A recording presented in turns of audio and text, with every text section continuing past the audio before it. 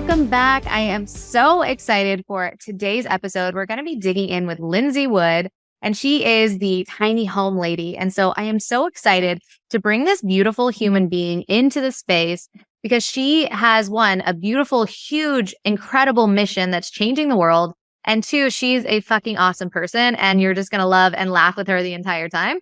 We were actually introduced through this mastermind, and what was really cool was about 10 minutes into talking, we realized we both went to Chico State, and we were like, did we just become best friends? Like, what just happened?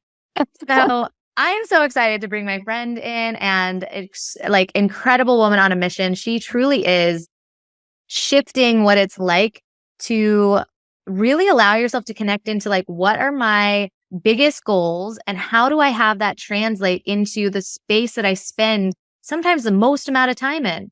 My home, right? She is on this mission to develop 100,000 attainable and sustainable tiny homes across California, you guys, like, and beyond. Maybe one day we'll see. It's really, I am so excited. She has been everywhere. Like, you're going to start seeing her even more places. She's been on Fox. She's been on Business Insider. I mean, she truly has been like sharing the message of how incredibly empowering it is to start to really take note of like, what is my dream living scenario? And how does that really start to dig into how I love to live my life? So Lindsay, thank you so much for being here. I cannot wait to dig in with you today and just to start to share some of your wealth of knowledge around this space and around how it's really transformed your life.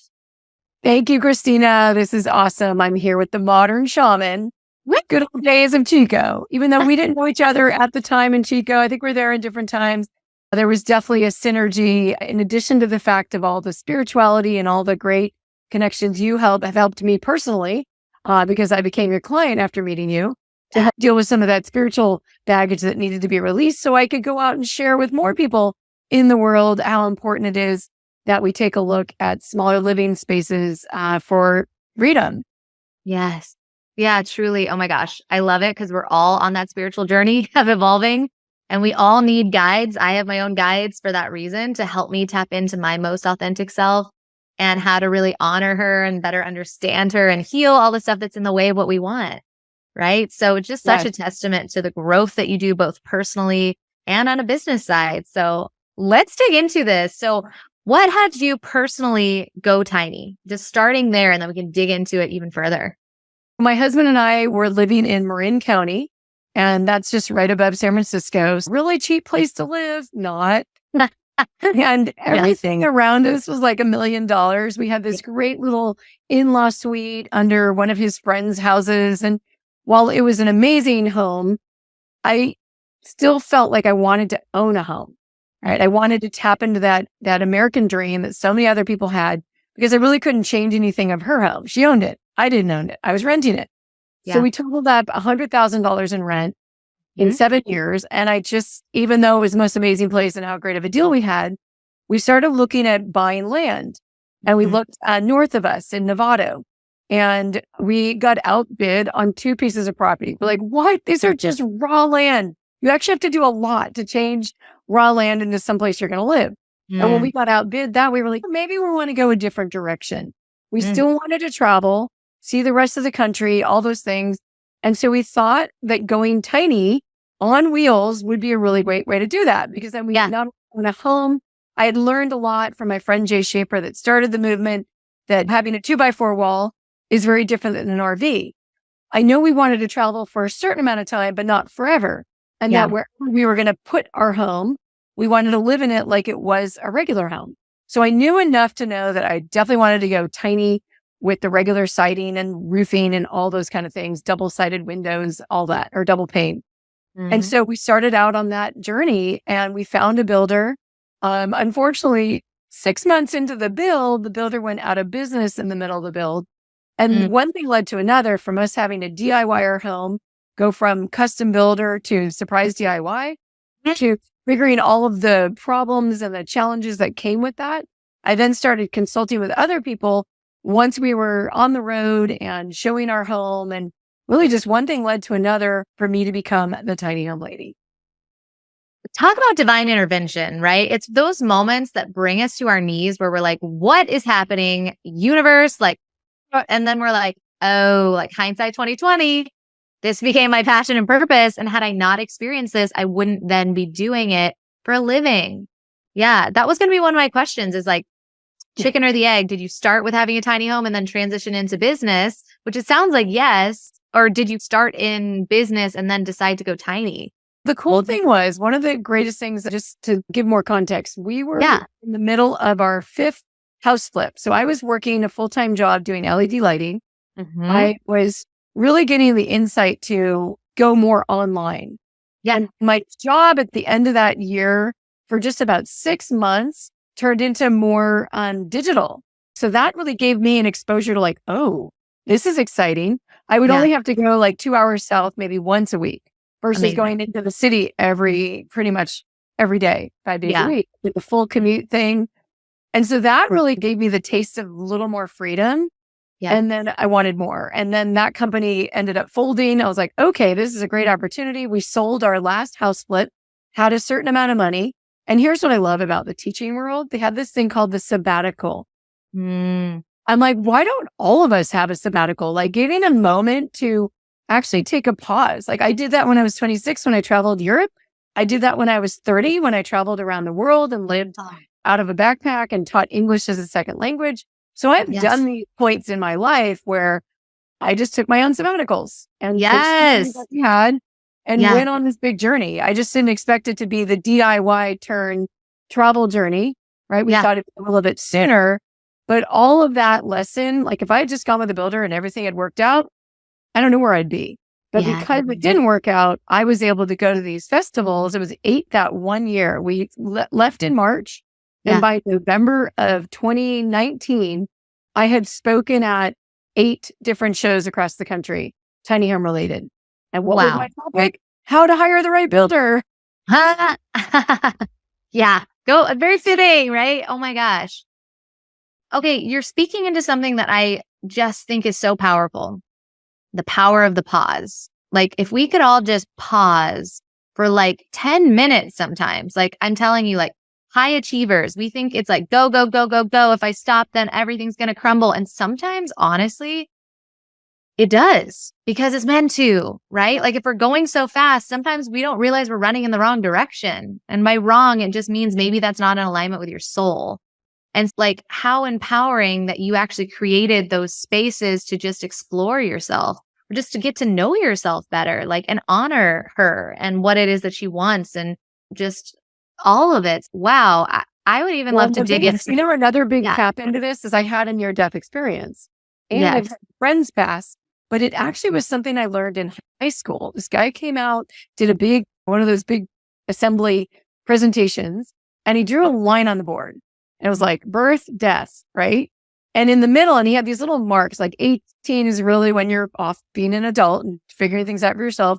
And roughly 65 is when you retire. And here's this giant gap. And then usually it's when you're 65 and on that you're like, okay, now you can go have fun. And he's like, oh, no. What about having different points along the journey where you can tap into that? My mom was already a traveler. She loved traveling. She worked for an airline in her 20s as a secretary, right? So she didn't just work a normal secretary job. She chose to work traveling. So travel was already something imbued in me. I was an Army brat. So we traveled and moved 7 places before I was 10. Funny enough, now at 53, I'm actually coming at the end of our 6-year journey and we want to set down roots. Now in alignment, travel is not in alignment with me right now. Right. I've done that for 6 years. I feel like I'm like, I checked the box. Now I want to root into a community. Yeah. So let's talk about your near-death experience. Like talk about would you consider that a divine wake-up call? Or would you consider, like, first of all, take us back, what happened? And what did you learn about yourself through that process? Or what did you suddenly receive, like information-wise from the universe? Tell us more. Oh, yes. In fact, I created a one-woman show about it. So yes. And performed it in San Francisco. Yeah. So in Thailand, so I was in India. I'd already lived in Thailand for 9 months. Then I raised enough money from teaching to then go on the rest of my journey around the world. So I went to like Europe and Middle East and I mean, the area like what's happening right now, current day in Israel. I was in Israel, and then areas of the Middle East, and then India and Nepal and all of that. So I really enjoyed it. I don't know if I'd be able to travel like I did now at my age, because it was pretty much, I was like on the go. I was really pushing myself hard. And I think somewhere in there, amoeba came in. So I think I was swimming in a little weird, like funky pond. And I was in India and I was at a meditation retreat. Funny, I really feel like that's where I got it. Because I was needing something more than just the path I was on. And this was my wake up call. And I had flown back to Thailand because that's where I had been living before. And I got sick there. Thankfully, I had that because I had friends around me. The hospitals were great.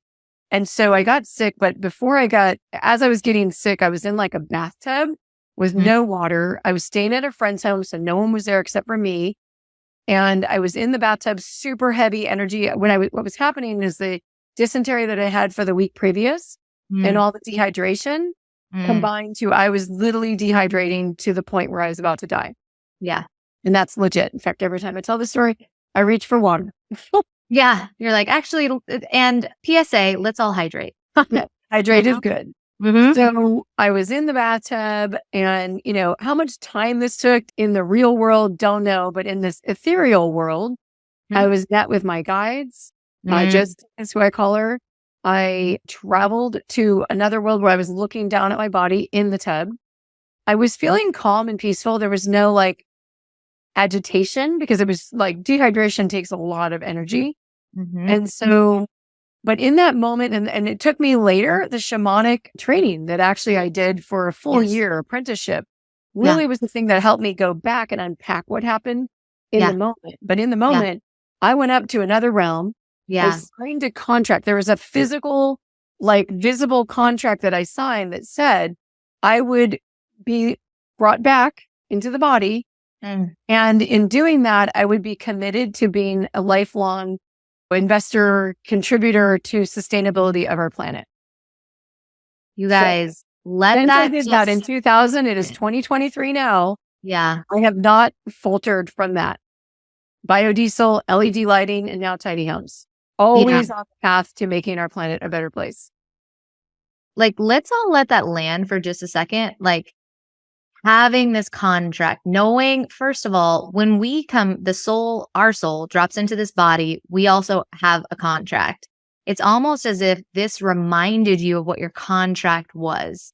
Like, it's like sometimes it takes us that deepest level of like, whoa, I was taken so far to the edge. I got the brick right across the face. And that's what it took for me to wake up to my divine purpose for being here. Right. And sometimes it takes us going to that edge to find out the answers. And sometimes it doesn't. Sometimes I think now that there's spaces like this, or spaces where we can really start to carve out, like, why am I here? Creating those spaces, taking sabbaticals, creating a little bit of space in the room in the day so that we don't have to be taken to an edge like that to remember. But also how beautiful that you're able to come back and share that with us, because you're just the most incredible human. And like, I'm so glad you're on this side because you're just blessing everyone that you touch with your energy, like you're just everything that you cause and create. But two, because you really woke up to your purpose and you've actually done something with it. You didn't just say, thanks, I'm back. All right, I'll think about it later. You were like, oh no, it's go time, right? That's big. I actually signed up for the country's first green MBA within 1 year of that experience. It was my 30th. Yeah, it was my 30th birthday year. Okay, what's a green program? Okay, yes, to inspired action, right? She's also speaking into taking inspired action of not just saying I'll do it tomorrow. Like it sounds like she researched it, she figured out what felt aligned, and all of that within a year. Before that 30th birthday, she was like, okay, I know what I need to do. So what's a green MBA for those that might not know what it is, myself included? Yeah. So MBA, Master in Business Administration. Right. Really the focus is people, planet, profit. Okay. So that's that green part. Amazing. Yeah. For so long, our world has been like profit, profit, profit. And there was an interesting image, Inconvenient Truth, where it was a scale. On one side, it was money. And on one side, it was the planet. Well, the Mm. irony there is no money if there's no planet. Hmm. And for those people like believe in global warming or not, I'm like, how about just lack of pollution? How about people having more access to better resources like clean water across the world? There's so much need that we can do. And now there's this new word. It went from green to sustainable to regenerative. And regenerative is something I'm tapping into where we actually regenerate. We do carbon sequestration. We reheal the planet. And so there's a lot of ways you can do that. Talking about tiny homes, you're just reducing your footprint. So a lot of people have a big desire, whether it's for them or someone in their family, downsizing and living smaller can really help reduce your impact on the planet for those that really are committed to doing that. Yeah. What are some other ways that we can reduce that footprint as well? Definitely eating traveled miles. I'm a big trip linker. If I'm going to go to this store down here, how many other things can I do along the way? There are times where it hasn't always worked out. I have to do like maybe 2 trips in a day, but I can feel it in my soul that it just drives me crazy. The basics, of course, recycling, composting is huge. I'm here in Arizona. Parents don't have a composting system. I realize not everyone where they live has like a municipal composting system. Those are some of the best things because our food waste turns into new soil. Yeah. Yeah. We need to put it in more plastic bags to then go to the landfills to then, and this whole away, let's throw it away. I'm like, there is no away. Yeah. Let's shooting it to the moon, and we literally are putting it in the soil. So instead of trash, I call it landfill. Let's just call it what it is. Yeah. And then there's some landfills that are tapping into biogas that are coming from that. So I of course put things in landfill. It's all about a system. So it also is a matter of like what career path you're choosing. Are you here on the planet to like do more, to do better, to do less harm? Or is part of what your career path, is it part of harming the planet or doing better for the planet? I love it. So thank you. That's really tangible for those of us that are like, I want to reduce that carbon footprint, right? But how can I do it? So maybe that's just even a reminder, right, of how we can start to do that even more. So how would you say, just switching gears like a little bit, how would you say going tiny has created more freedom in your own life? First, our reaching home ownership was amazing, and getting out of that rental mindset. And I get it. It's not as easy for everyone. We were helped with family to get that extra bump to actually buy the tiny home. So that was a big journey. However, I will point out a lot of families help people with like your down payments of a home. In Marin, the down payment of a home on $1 million is $200,000, roughly 10%, right? Or let's just say, sorry, that was 20%. Let's just say it's 10%. Our whole tiny home is $100,000. So if you think about like family help may be able to help you into owning the whole thing, not just a portion. Or it might look something like in the backyard of a single family home. That's a big movement that we're seeing in our culture. I'm super inspired by the multi-generational desire. Like, maybe these big square foot where we only have one kitchen and a few bathrooms. What might be better is smaller units in the backyard so that everyone can have their own space. The 20-year-old youth that's now working their own job may not have the same hours as grandma in her 80s, right? Or same TV. My parents listen to TV way higher because their hearing is gone. Yeah. And if I'm in the other room trying to sleep or I work at night, that can pose some challenges. So that multi-generational housing, we are shifting from the nuclear, where it's just the main family, to thinking beyond just the main, because other cultures around the world think of it more of a multi-generational. Totally. Yeah. I really like that this is having us come back into tribe. Like what I'm witnessing, I didn't notice this until I had a child, is how important it is to be surrounded by people that can support you in ways like either your family or just close-knit friends that you love and trust. Like this is actually really cultivating that tribe that honestly we started doing. And then all of a sudden this idea of like independence and like carve your own way and all these things, it's like, yes, and we can also be supported. Right. And I think that's a piece that gets lost a lot is like, do it myself, do it myself, do it myself. Look how much I can do by myself. And then we crash and burn or our body gives out. And it's like, oh my gosh, it does feel good to be supported. And so it's this idea of actually creating more ease and more freedom by being supported by the people that we like, know, and trust in ways that build community. Like I know I have a close friend of mine who's from Mexico, moved back to Mexico, and she was like, I noticed there's not a lot of community in here. She was living in the States, and she's like, there's not a lot of community stuff that happens like it does where she's from. Yeah. And I think that's part of why she moved back. So I love that what you're creating is really fostering community, tribe, support, and keeping these family units closer together than we've kind of pushed away from. I think there's something really powerful and beautiful about bringing that back together.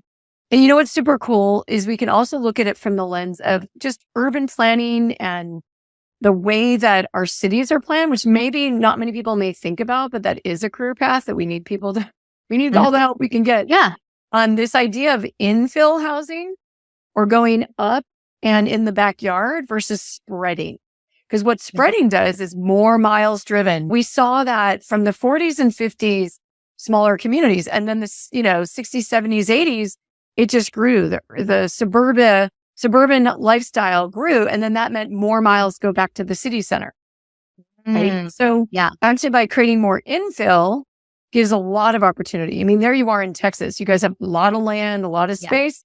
So there's a lot of backyards. Same with Colorado, a lot of big spaces in backyards. It may not work for like downtown San Francisco, right? But where it can work, we need more infill because there's already roads, there's already the police, the fire, all those things. Yes, it can create more congestion from traffic. But what if you were someone like, well, instead of buying a car, I can do a car share.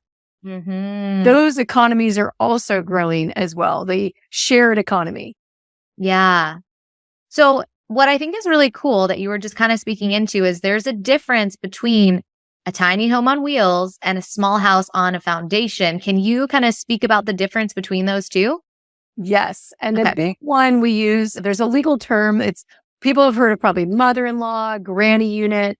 Think of this small home in the backyard. I don't know why the mother-in-law. I mean, I haven't seen an article of like where mother-in-laws everywhere. Like, they were just longer. Yeah, they're all by themselves and they needed play. Like, yeah, exactly. What's that about?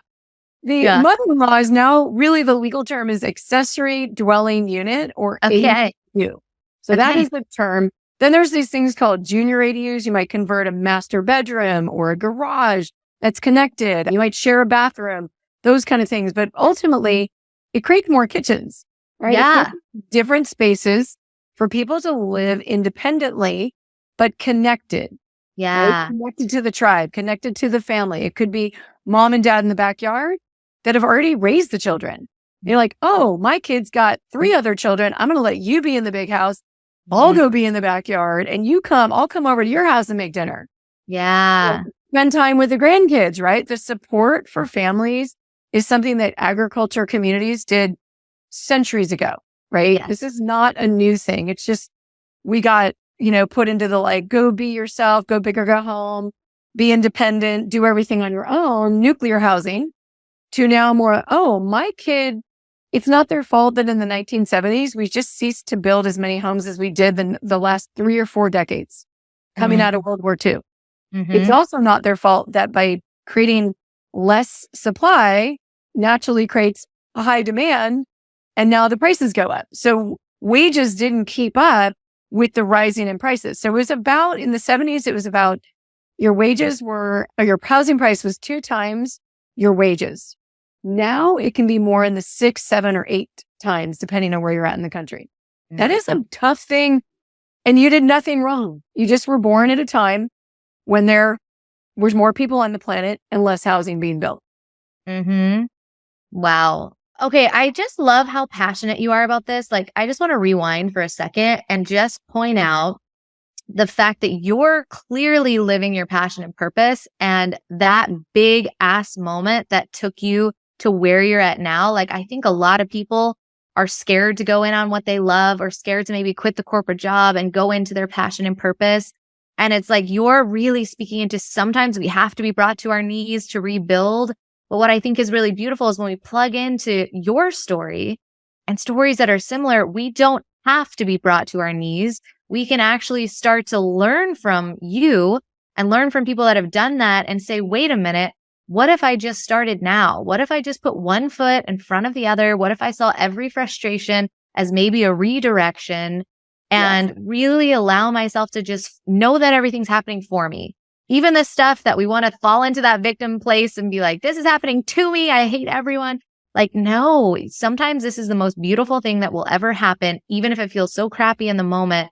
It is that divine intervention that we sometimes need or sometimes don't need. Like this in and of itself could be a divine intervention.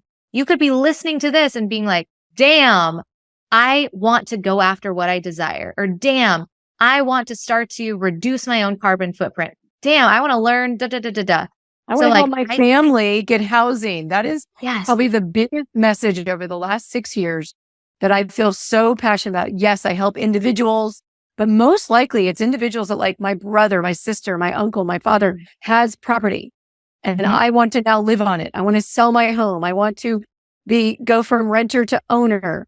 So I'm seeing more and more community. Plus there's people that want to live in a grouping of tiny homes as well. Yes. We're on foundation. We're seeing huge success out in Atlanta. A gentleman created a community actually for people of color. That was the main focus. And they sold out within a week.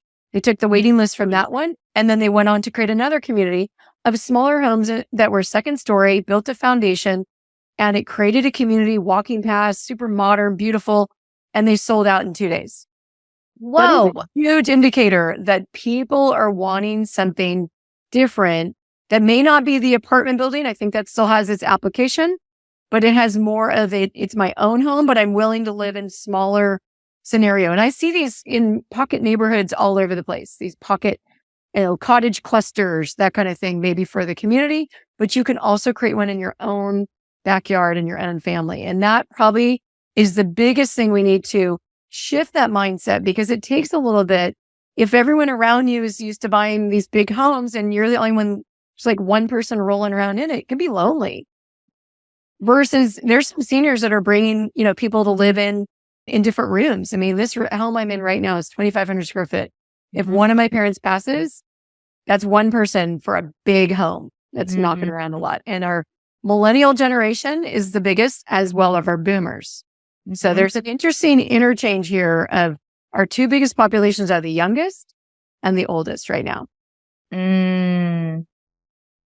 So, what I think is really beautiful is what you're also speaking into is this idea of carve your own path. Even if the people around you are not doing this, it does not mean you're not supposed to. And actually, I would argue the opposite. Like this idea of we think we need to be cookie cutter versions of each other, or we think we need to have the white picket fence and the 2-story home and the big backyard with the pool and all these things. Let's connect into is that actually my truth? Or do I want to travel? Do I want to bring my home with me? Do I want to be more in tribe with my family? Do I want to be able to offer a suite for my brother to live with me? Connect to your values and how your life is being created in alignment with your values, and actually challenge some of the thoughts you have right now and ask yourself, is that actually in alignment with me and what I care about the most, my values? Or is that something my parents gave to me as a belief, or my teachers did, or my friends? Is this actually mine or is it not? And sometimes we can tell from our body, does it feel expansive? Does the thought of traveling with your home feel expansive?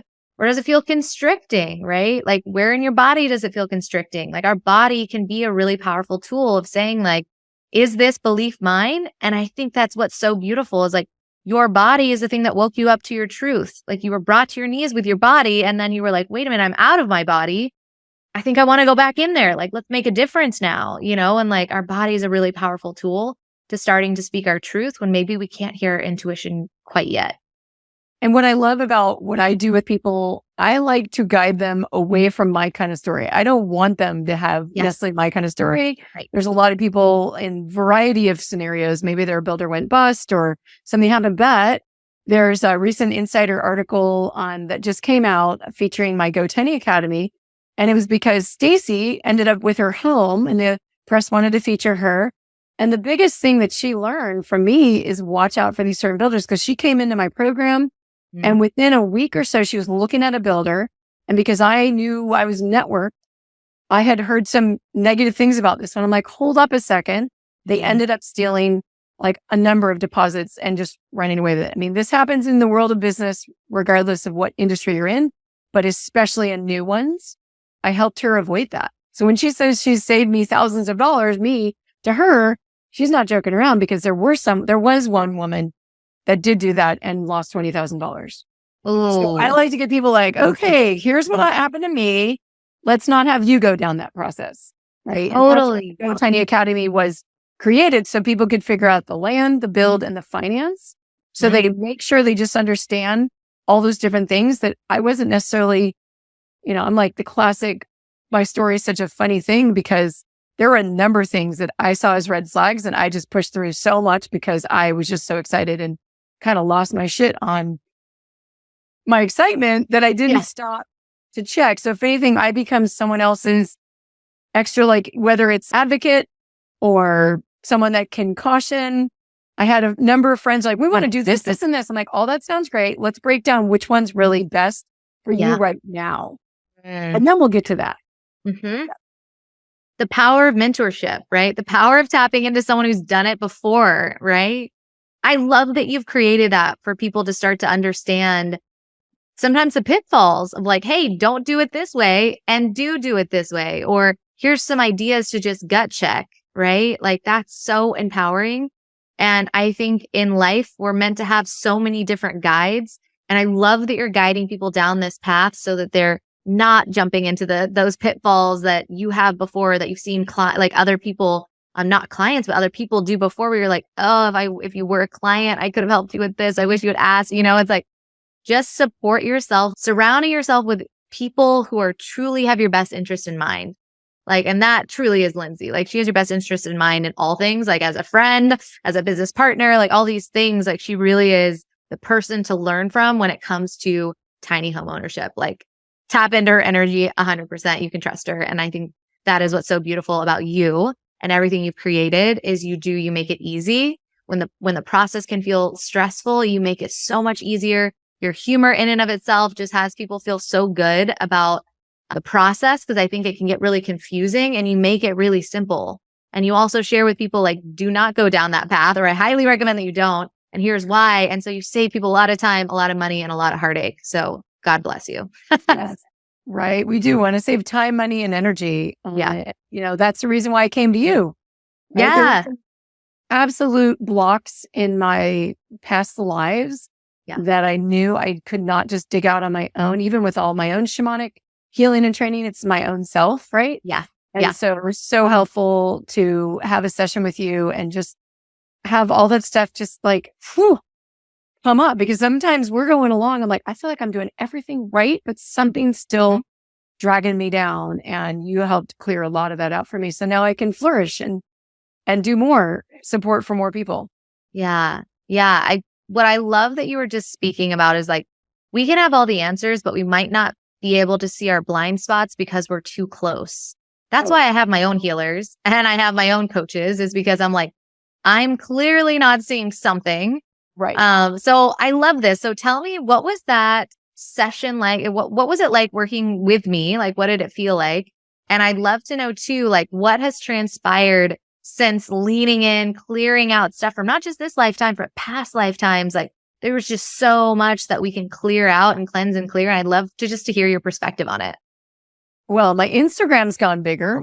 There's some press that has come my way. I did one live TV show, and live is always so interesting. And then another pre-recorded show just the other day about tiny homes, and just feeling more confident. Yeah. I felt like when I came to you, I felt like there was a heavy ball and chain that was just, rooting me back. I've had trauma in this path of my life, but it also, your session with me also revealed some other past traumas, some other ways that aspects of my past lives, there were parts of me that weren't quite whole. And when you're not quite whole, that will show up in your business day and your career day, and like my mindset, feeling maybe a little bit more depressed. I am going through some more menopausal times. So having more of that support, and then the light language was phenomenal. There were things that were in there that I like, yes, please give me more. And the really cool thing that's happened for me now is getting acceptance to really align my values. I love the business that I've created. However, there's been a part of me, and this is actually in my application for my Green MBA program back in 2000, where I really wanted to be a college professor. And if you follow brand archetypes, I'm a muse, sage, advocate. So there's a big part of me that wants to teach. And that's why I created the Go Tiny Academy.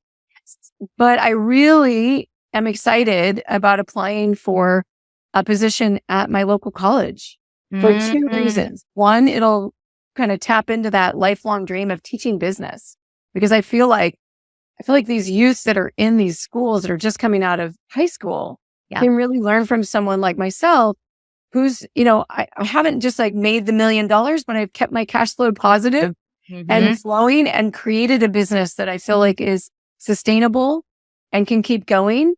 But I want to take a moment and also root down and connect with my community. And I feel like that position will really help me. I don't know if that would have been as available for me without working with you. And giving myself permission for that versus, no, you've chosen this path and this is the only one. Like, no, actually, professors do also other things. So then what I would do with my own position here as a tiny young lady is figure out what are the pieces that I really feel I excel at, and then hand the other stuff over to someone else to do, because they'll do it better. Yeah. Oh my gosh, there's so much here. First of all, what I really love for so many people to know is we don't have one divine purpose for being here. We have so many different purposes for being here, and it evolves as we evolve. And what I'm hearing you say is, as you created space to lean in and to heal all the stuff that was in the way, you then realized there were parts of yourself that had space to come online. The teacher within you, right? Like, wow. And it's like really letting that like shine of like, that's what happens when we release our old trauma that's taking up energetic space and weight within the body, mind, and spirit. When we can get in there, cleanse it and clear it out, we have so much more space to thrive, to just honor who we are. All of these like gifts that we haven't tapped into suddenly come online because there's space for them. And now it's like, and your business is taking off in ways where you're getting press in all these spaces. You've got money coming in. It's like your confidence has expanded. Like, it's so beautiful to hear, because all these sessions are always so different, and people and what they experience is what their soul desires most. And so this was what your soul desired most, was just to be so confident in following what you love to do. And it was like that permission slip to follow what you love. And so I just want to say, like, I'm so grateful that that has been your experience, and that now you're really following who you are at your core. Like, that is the greatest gift in the entire world. And the key part of it, there is an investment to work with Christina. However, if for some reason that dollar sign like might put you in a state of, oh, I don't know if it's too much or whatever, important to know that by doing that compressed time for me that I may not have been able to ever get if I hadn't compressed it with you. Sorry. No, good. It's that idea, like what you're speaking to is so true. Like, that's why I always invest in spaces. For me, I think about what is this actually saving me in the long run? It's not the dollar amount. That's just energy. Money is truly just energy. So when I put money or energy into a place, I'm directly telling the universe I'm ready to expand. It's go time, universe, let's go. And so it's this idea of like what you were just speaking into. It's like, why are we letting energy block us from saying yes to ourselves, from what's possible on the other side? For me, I always have to connect to what's possible on the other side. And every investment I've ever done that has felt like it's in alignment with my soul has transformed me in ways that I am like, thank God I didn't let X dollars get in the way of this, because I just made fucking 10X that, or I got pregnant, or all these things. Like, I met my dream partner. My business is flourishing. I quit my corporate job. I was going to let something like a dollar sign get in the way of what I truly dropped in this body to do, which was like be the freest version of myself. And that's what I think is so beautiful about the healers that I work with, is for me, I'm like, what energy do I want to plug into that will truly help me expand into the freest version of myself? And that to me has always been worth it. Like, I went to this conference this weekend, and like every person on stage who's killing it in business, like there's 6 million followers, their business is like 7, 8 figures, blah, blah, blah. Every single one of them said, thank God I invested in mentorship. Like they were like, I thought for a while there's this one of the ladies that was on stage was like, I thought like I was just paying for information. So she's like, I'd rather Google it. And then she realized, oh my God, I'm actually paying to heal myself. I'm actually paying to see the parts of myself I wasn't seeing versus just what are some mindset tricks to help me with overwhelm, right? Like there's a difference between that, Googling something, and connecting into like what in this lifetime or past lifetimes is having you connect to the pattern of overwhelm. What's having you actually create the chaos and the overwhelm in your life right now? How can we actually restructure that and release the energy from it? Right? And we all know the patterns are there. Look, you Yes. cannot hide from that. I know that, that pattern, and you said it. You said the word pattern. I'm like, oh, I see it. Yes. Yeah. I see my tendency to do too much. I mean, we probably need another session to work on those patterns. Well, there's always more. Yeah. Yeah. That's why my healer's on retainer. I'm like, bitch, I'm going to be here 2 times a month at least. Like, I'm back, right? There's always more. And so I'm just so grateful that so much has transpired since leaning into that space and just doing that for yourself. That's what it all is about. Following what feels good for you, taking a leap of faith. Sometimes it feels uncomfortable to take those leaps of faith. But if you know that it's right for you in your soul, it always pans out in like a miracle way where you don't even know what to anticipate because we can't control it. And so then it's like, God's like, oh, she's ready. Let's go. And then something transpires and you're like, wow, I want to do that again. Copy, paste, like, let's go. Yeah. Amazing. Okay. So where are you hanging out? Like, where can people find you, connect with you? Tell us more about that. In person in Northern California, we are 100% committed to being grounded. We've been bopping around the West Coast to Colorado and Arizona and California, and I love it. I'm so grateful to have connected with all these communities. Yeah. However, we will be found in Blue Lakes, California, or Ukiah, and we're going to have our own tiny home there. It's going to be listed on Airbnb, so I wanted to let everyone know that we'll have this cute little recreational area, this gorgeous spring-fed lake that we're going to be right next to. We live in my parents' home, and they're like right now I'm in their Arizona home in the winter in Tucson, and we have a home in Ukiah that we're staying in. Then comes summer, whether we move into an ADU in the backyard, that's what we're working on, or whether we move back into our tiny home, we'll figure that out. And online, I'm at Tiny Home Lady on Facebook, Instagram, YouTube, and TikTok. Those are the spaces, and the website is thetinyhomelady.com. I love it. So they can either knock on your door or virtually just give you a follow and just jump into your communities because you give so much value in those spaces and you really do make it so much more simple when people can just start to learn from you. Those are like the perfect ways to start to get a vibe. I mean, you've already gotten a vibe from just this conversation alone, but like just to learn from her and to see how you can take this further. Like if this felt like it planted seeds in some way where you were like, I'm feeling expanded and excited, lean in, learn more, see what your next best step is. If you're feeling that inspiration, follow that no matter what it is. But if you felt the inspiration in here to really lean in and go tiny and learn more about the freedom that can create, she's clearly your girl. So lean in, give her a follow. She's absolutely incredible.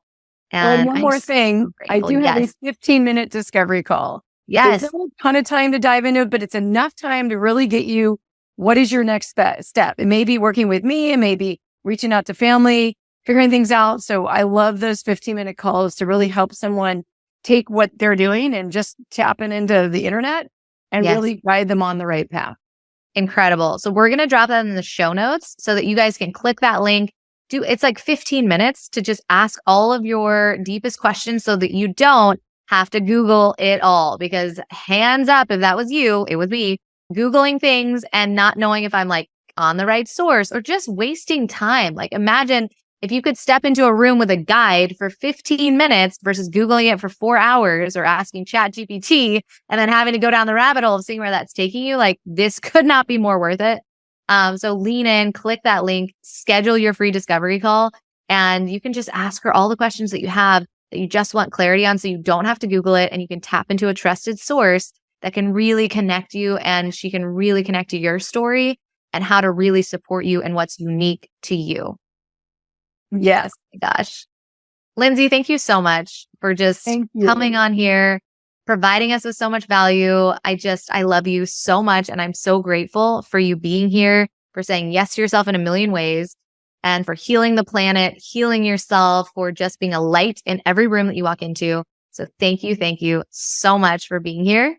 And for everyone that tuned in, thank you so much for spending your most valuable resource, your time and your energy with us today. We're so grateful. If there was a favorite moment, take a screenshot of this episode, tag both of us in it, right? The Tiny Home Lady and I am Christina Deering. Tag us both. Tell us your biggest takeaways. We love to hear from you.